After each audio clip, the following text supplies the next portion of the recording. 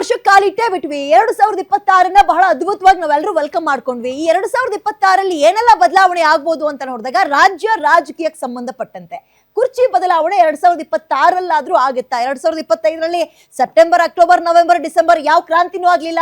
ಈಗೇನಾದ್ರೂ ಆಗತ್ತಾ ಅಂತ ಚರ್ಚೆಗಳಾಗ್ತಾ ಇರೋ ಬೆನ್ನಲ್ಲೇ ಒಂದು ಕುರ್ಚಿ ಮೂವರ ಫೈಟ್.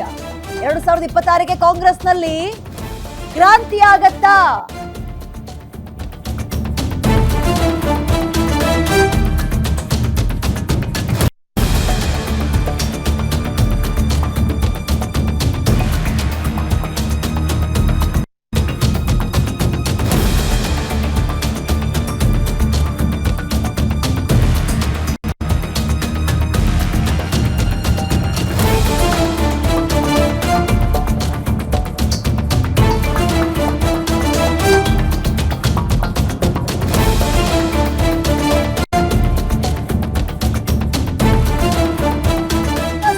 ರೆಕಾರ್ಡ್ ಅನ್ನ ಬ್ರೇಕ್ ಮಾಡ್ತಾರೆ ಜನವರಿ 6ನೇ ತಾರೀಕಿಗೆ. ಇನ್ನೊಂದು 5 ದಿನ ಇದೆ. ಆದ್ರೆ ಇದೇ ತಿಂಗಳಲ್ಲಿ ಅಧಿಕಾರ ಹಸ್ತಾಂತರ ಮಾಡಿಸಿ ಅಂತ ಡಿ.ಕೆ. ಶಿವಕುಮಾರ್ ಪಟ್ಟು ಹಿಡಿದಿದ್ದಾರೆ. ಹಾಗಾದ್ರೆ ಬಜೆಟ್ ಯಾರು ಮಂಡನೆ ಮಾಡ್ತಾರೆ? ಈಗಾಗಲೇ ಡಿ.ಕೆ.ಶಿ ಭೇಟಿ ಮಾಡಿ ಚರ್ಚೆಯನ್ನ ಆಪ್ತ ಶಾಸಕರ ಟೀಮ್ ಕೂಡ ಮಾಡಿದೆ.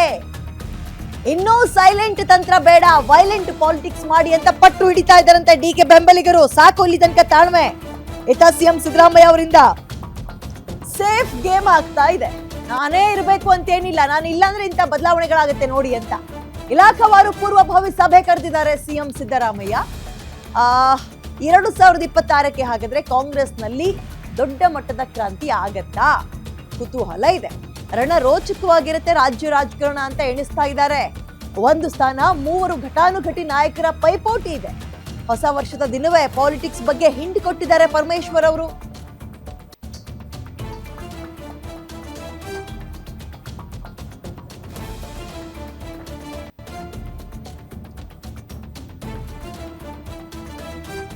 ಹೊಸ ವರ್ಷದ ದಿನವೇ ಪಾಲಿಟಿಕ್ಸ್ ಬಗ್ಗೆ ಹಿಂಟ್ ಕೊಟ್ಟಿದ್ದಾರೆ ಪರಮೇಶ್ವರ್. ಅತ್ತ ಡಿ.ಕೆ. ಶಿವಕುಮಾರ್ ಕೂಡ ಸಿಎಂ ಸ್ಥಾನ ಗಿಟ್ಟಿಸ್ಕೊಳ್ಳೋಕೆ ಸರ್ಕಸ್ ಮಾಡ್ತಾ ಇದ್ದಾರೆ. ಜನವರಿ ಮೊದಲ ವಾರದಿಂದ ಡೆಲ್ಲಿ ದಂಡಯಾತ್ರೆ ಆರಂಭ ಆಗುತ್ತಂತೆ. ಜನವರಿ 6ಕ್ಕೆ ಸಿದ್ದು ದೀರ್ಘಕಾಲದ ಸಿಎಂ ಅನ್ನುವ ರೆಕಾರ್ಡ್ ಬ್ರೇಕ್ ಮಾಡ್ತಾರೆ. ಆದ್ರೆ ಇದೇ ತಿಂಗಳಲ್ಲಿ ಅಧಿಕಾರ ಹಸ್ತಾಂತರ ಮಾಡಿಸಿ ಅಂತ ಡಿ.ಕೆ. ಪಟ್ಟು ಹಿಡಿತಾರೆ. ಈಗಾಗಲೇ ಡಿ.ಕೆ. ಭೇಟಿ ಮಾಡಿ ಚರ್ಚೆಯನ್ನ ಅವರ ಆಪ್ತ ಶಾಸಕರ ಟೀಮ್ ಕೂಡ ಮಾಡಿದೆಯಂತೆ. ಇಲ್ಲಿ ತನಕ ತಾಳ್ಮೆ ಇಂದಿದ್ ಸಾಕು, ಸೈಲೆಂಟ್ ತಂತ್ರ ಎಲ್ಲ ವರ್ಕ್ ಆಗಲ್ಲ, ಇನ್ನೇನಿದ್ರು ವೈಲೆಂಟ್ ಪಾಲಿಟಿಕ್ಸ್ ನ ಶುರು ಮಾಡಿ ಅಂತ ಪಟ್ಟಿಡ್ತಿದ್ದಾರಂತೆ ಡಿ.ಕೆ.ಗೆ. ಆಯ್ತಾ, ಸಿದ್ದರಾಮಯ್ಯ ಕೂಡ ಸೇಫ್ ಗೇಮ್ ಮಾಡ್ತಾ ಇದ್ದಾರೆ. ಇಲಾಖಾವಾರು ಪೂರ್ವಭಾವಿ ಸಭೆಯನ್ನ ಕರೆದಿದ್ದಾರೆ. ಈ ಕುರ್ಚಿ ಬದಲಾವಣೆ ಆಗುತ್ತಾ ಅಂತ ನಾವು ಪ್ರಶ್ನೆ ಕೇಳಕ್ ಶುರು ಮಾಡತ್ಲಾಗೆ 2025 ಕಳೆದೇ ಹೋಯ್ತು. ಈ ಗೊಂದಲಗಳ ನಡುವೆ 2025 ರಾಜಕೀಯದಲ್ಲೂ ಆಗೋಯ್ತು. ಈ 2026ಕ್ಕೆ ಏನಪ್ಪಾ, ಹೊಸ ವರ್ಷಕ್ಕೆ ಇವತ್ತು ಕಾಲಿಟ್ಟಿದ್ವಿ, ಕ್ಯಾಲೆಂಡರ್ ಬದಲಾಗಿರುವಂತಹ ವರ್ಷಕ್ಕೆ ಮೊದಲನೇ ದಿನ. ಸೊ ಈಗ ಒಂದು ಕುರ್ಚಿ ಇಬ್ಬರ ಹಗ್ಗ ಜಗ್ಗಾಟದ ನಡುವೆ 3ನೇ ಅವರ ಎಂಟ್ರಿ ಆಗತ್ತಾ? ಪರಮೇಶ್ವರ್ ಅವರು ಇದೀಗ ನಾನು ಕೂಡ ಆಕಾಂಕ್ಷಿ ಅನ್ನೋದನ್ನ ಹೇಳ್ತಾ ಇದ್ದಾರೆ ಅವರ ಪರವಾಗಿ. ಈಗ ದಲಿತ ಸಿಎಂ ಆಗ್ಲೇ ಬಿಡಿ, ನಾನು ಎದ್ರೆ ಈ ಹಿಂಗ್ ಬದಲಾವಣೆ ಆಗುತ್ತೆ ನೋಡಿ ಅಂತ ಸಿದ್ದರಾಮಯ್ಯ ಕೂಡ ಇದೀಗ ಎಚ್ಚರಿಕೆಯ ಒಂದು ಮೆಸೇಜ್ ಪಾಸ್ ಮಾಡ್ತಾ ಇದ್ದಾರೆ. ಹಾಗಾಗಿ ಕುತೂಹಲ ಇದೆ. ಬಜೆಟ್ ಇವರೇ ಮಂಡನೆ ಮಾಡ್ತಾರಾ ಸಿದ್ದರಾಮಯ್ಯ ಅವರು, ಅಥವಾ ಡಿ.ಕೆ. ಶಿವಕುಮಾರ್ ಅಷ್ಟೊತ್ತಿಗೆ ಕಸಿದ್ಕೊಳ್ತಾರಾ? ಮೋರ್ ಡೀಟೇಲ್ಸ್ ನನ್ನ ಕಲೀಗ್ ಮಾರುತಿ ನೀಡ್ತಾರೆ, ವಿಶ್ಲೇಷಣೆಯನ್ನ ಕೊಡ್ತಾ ಹೋಗ್ತಾರೆ. ಮಾರುತಿ, ಒಂದು ಕುರ್ಚಿ ಇಬ್ಬರ ಹಗ್ಗ ಜಗ್ಗಾಟ ಇದ್ದಿದ್ದು, ಒಂದು ಕುರ್ಚಿ 3 ಪೈಪೋಟಿಗೆ ಬಂದು ನಿಂತಿದೆ. ಏನೇನ್ ನಿರೀಕ್ಷೆ ಮಾಡಬಹುದು ರಾಜ್ಯ ರಾಜಕಾರಣದಲ್ಲಿ ಈ ಜನವರಿ ಅಥವಾ ಫೆಬ್ರವರಿಯಲ್ಲಿ ನಾವು? ವಿದ್ಯೆ 2025ರ ವರ್ಷದಲ್ಲಿ ಸಿಎಂ ಸ್ಥಾನಕ್ಕೋಸ್ಕರ ನವೆಂಬರ್ ತಿಂಗಳಿಂದ ಡಿಸೆಂಬರ್ ಅಂತ್ಯದವರೆಗೂ ನೇರ ಪೈಪೋಟಿ ಇದ್ದದ್ದು ಸಿದ್ದರಾಮಯ್ಯ ಮತ್ತು ಡಿ.ಕೆ. ಶಿವಕುಮಾರ್ ಅವರ ನಡುವೆ. ಸಿದ್ದರಾಮಯ್ಯ ಅವರ ಅವಧಿ ನವೆಂಬರ್ 20ನೇ ತಾರೀಕಿಗೆ ಕಂಪ್ಲೀಟ್ ಆಗಿತ್ತು.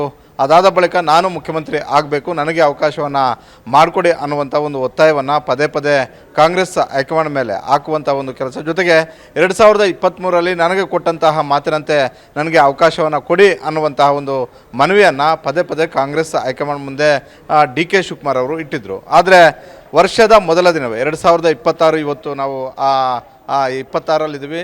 ವರ್ಷದ ಮೊದಲ ದಿನವೇ ಡಾಕ್ಟರ್ ಜಿ ಪರಮೇಶ್ವರ್ ಅವರು ಅಧಿಕೃತವಾಗಿ ಇವತ್ತು ಹೇಳಿಕೆಯನ್ನು ಕೊಟ್ಟಿದ್ದಾರೆ. ಅಂದರೆ ನಾನು ಕೂಡ ರೇಸಲ್ಲಿದ್ದೀನಿ, ನಾನು ಕೂಡ ಪಕ್ಷಕ್ಕಾಗಿ ದುಡಿದಿದ್ದೀನಿ, ನಾನು ಯಾವತ್ತೂ ಕೂಡ ಪ್ರೆಷರ್ ಪೊಲಿಟಿಕ್ಸ್ ಮಾಡಿಲ್ಲ, ಆದರೆ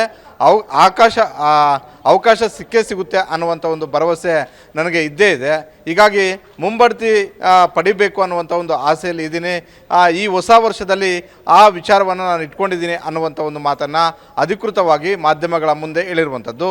ಹೀಗಾಗಿ ಸಿದ್ದರಾಮಯ್ಯ ಅವರ ಬದಲಾವಣೆ ಒಂದು ವೇಳೆ ಅನಿವಾರ್ಯ ಆಗಿದ್ದೇ ಆದರೆ ಏಕಾಏಕಿ ಬದಲಾವಣೆ ಅಂತೂ ಮಾಡೋದಕ್ಕೆ ಆಗೋದಿಲ್ಲ. ಹಾಗೇನಾದರೂ ಮಾಡಿದರೆ ನವೆಂಬರ್ ತಿಂಗಳಲ್ಲೇ ಮಾಡಬೇಕಾಗಿತ್ತು. ಆದರೆ ನವೆಂಬರ್ ತಿಂಗಳಲ್ಲೂ ಭಾಳಷ್ಟು ಸರ್ಕಸ್ಗಳಾದವು. ಅದಾದ ಬಳಿಕ ಡಿಸೆಂಬರ್ ತಿಂಗಳಲ್ಲೂ ಕೂಡ ಭಾಳಷ್ಟು ಪ್ರೆಷರ್ ಕಾಂಗ್ರೆಸ್ ಹೈಕಮಾಂಡ್ ಮೇಲೆ ತಂದರು. ಆದರೂ ಕೂಡ ಸಿದ್ದರಾಮಯ್ಯ ಅವರು ಕಾಂಗ್ರೆಸ್ ಹೈಕಮಾಂಡ್ ಮುಂದೆ ಬೇರೆ ಬೇರೆ ರಾಜಕೀಯ ಕಾರ್ಡ್ಗಳನ್ನು ಪ್ಲೇ ಮಾಡಿ ತಮ್ಮ ಸ್ಥಾನವನ್ನು ಗಟ್ಟಿ ಮಾಡಿಕೊಳ್ಳುವಂಥ ಒಂದು ಕೆಲಸವನ್ನು ಮಾಡಿದ್ರು.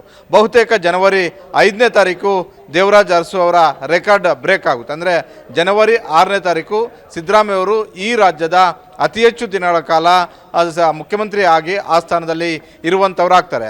ಹೀಗಾಗಿ ಅದಾದ ಬಳಿಕ ನನಗೆ ಅವಕಾಶವನ್ನು ಕೊಡಲೇಬೇಕು ಅನ್ನುವಂಥ ಒಂದು ಒತ್ತಾಯವನ್ನು ಮಾಡೋದಕ್ಕೆ CM DK ಶಿವಕುಮಾರ್ ಅವರು ಮತ್ತೆ ಕಾಂಗ್ರೆಸ್ ಹೈಕಮಾಂಡ್ ಭೇಟಿಗೆ ನಿರ್ಧಾರ ಮಾಡಿದ್ದಾರೆ. ಮೊದಲ ವಾರವೇ DK ಶಿವಕುಮಾರ್ ಅಷ್ಟೇ ಅಲ್ಲ, DK ಸುರೇಶ್ ಅಷ್ಟೇ ಅಲ್ಲ, ಅವರ ಟೀಮ್ ದೆಹಲಿಗೆ ಹೋಗೋದಕ್ಕೆ ಚಿಂತನೆ ನಡೆಸಿದೆ. ಈ ನಡುವೆ ಡಾಕ್ಟರ್ G ಪರಮೇಶ್ವರ್ ಅವರು ಕೂಡ ತಮ್ಮದೇ ಆದಂತಹ ರೀತಿಯಲ್ಲಿ ಕಾಂಗ್ರೆಸ್ ಹೈಕಮಾಂಡ್ ಮನವೊಲಿಸುವಂತಹ ಹಾಗೂ ನನಗೂ ಕೂಡ ಅವಕಾಶ ಬೇಕು ಅನ್ನುವಂಥದ್ದು ಭಾಳಷ್ಟು ವರ್ಷಗಳಿಂದ ರಾಜ್ಯದಲ್ಲಿ ದಲಿತ CM ಕೂಗು ಇದ್ದೇ ಇದೆ. ಈಗ ಈ ವಿಚಾರಕ್ಕೆ ಸಂಬಂಧಪಟ್ಟಂತೆ ಅವರು ಕೂಡ ಧ್ವನಿಗೂಡಿಸ್ತಾ ಇರುವಂಥದ್ದು. ಜೊತೆಗೆ ಮುಖ್ಯಮಂತ್ರಿ ಸಿದ್ದರಾಮಯ್ಯ ಅವರ ಬದಲಾವಣೆ ಅನಿವಾರ್ಯ ಅಂತ ಹೇಳಿದ್ದೆ, ಆದರೆ ಸದ್ಯಕ್ಕಂತೂ ಆಗುವಂತಹ ಲಕ್ಷಣಗಳು ಕಾಣ್ತಿಲ್ಲ. ಯಾಕಂತ ಹೇಳಿದ್ರೆ ಜನವರಿ ತಿಂಗಳಲ್ಲಿ ಬಜೆಟ್ ಪೂರ್ವಭಾವಿ ಸಭೆಗಳನ್ನು ಕೂಡ ಸಿದ್ದರಾಮಯ್ಯ ಅವರು ಕರೆದಿದ್ದಾರೆ. ಹೀಗಾಗಿ ಏಕಾಏಕಿ ಇದಕ್ಕೆ ಬ್ರೇಕ್ ಹಾಕೋದಕ್ಕೆ ಆಗೋದಿಲ್ಲ. ಫೆಬ್ರವರಿ 16ರ ಬಳಿಕ ಬಜೆಟ್ ಮಂಡನೆ ಕೂಡ ಮಾಡಬೇಕಾಗುತ್ತೆ. ಈ ಹಿನ್ನೆಲೆಯಲ್ಲಿ ಒಂದು ವೇಳೆ ಬಜೆಟ್ ಆದ ಬಳಿಕ ಅವಕಾಶಗಳು ಯಾರಿಗೆ ಸಿಗ್ಬೋದು, ಆಗ ಒಂದು ವೇಳೆ ಅನಿವಾರ್ಯ ಆಗಿದ್ದೇ ಆದರೆ ಸಹಜವಾಗಿ ಸಿದ್ದರಾಮಯ್ಯ ಅವರ ಮಾತನ್ನು ಕೂಡ ಪರಿಗಣಿಸ್ಬೋದು. ಹಾಗಾಗಿ ಆ ಎಲ್ಲ ಲಾಭವನ್ನು ತಾನು ಪಡ್ಕೊಳ್ಬೇಕು ಅನ್ನುವಂಥ ಒಂದು ಲೆಕ್ಕಾಚಾರದಲ್ಲಿ ಪರಮೇಶ್ವರ್ ಅವರ ಪ್ರಯತ್ನ ಮಾಡ್ತಿದ್ದಾರೆ. ಅದೇ ರೀತಿ 23ರಲ್ಲಿ ಅಧಿಕಾರಕ್ಕೆ ಬರೋದಕ್ಕೆ ನನ್ನ ಕಷ್ಟವು ಸಂಘಟನೆಯ ಫಲ ಅನ್ನುವಂತಹ ಮಾತನ್ನು ಪದೇ ಪದೇ DK ಶಿವಕುಮಾರ್ ಅವರು ಕೂಡ ಹೇಳ್ತಿರೋದ್ರಿಂದ ಈ ವರ್ಷವೂ ಕೂಡ ಮುಖ್ಯಮಂತ್ರಿ ಗಾದಿಯ ವಿಚಾರಕ್ಕೆ ಸಂಬಂಧಪಟ್ಟಂತೆ ಮೂವರ ನಾಯಕರ ನಡುವೆ ಒಬ್ಬರು ಉಳಿಸ್ಕೊಳ್ಳುವಂಥದ್ದು, ಮತ್ತಿಬ್ಬರು ಪಡ್ಕೊಳ್ಳೋದಕ್ಕೆ ಬಹಳಷ್ಟು ಸರ್ಕಸ್ಗಳನ್ನು ಮೊದಲ ದಿನದಲ್ಲೇ ಆರಂಭ ಮಾಡದಂತೆ ಕಾಣಿಸ್ತಾ ಇದೆ. ವಿದ್ಯಾ, ಓಕೆ, ಧನ್ಯವಾದ ಮಾರುತಿ ಡೀಟೇಲ್ಸ್ಗೆ.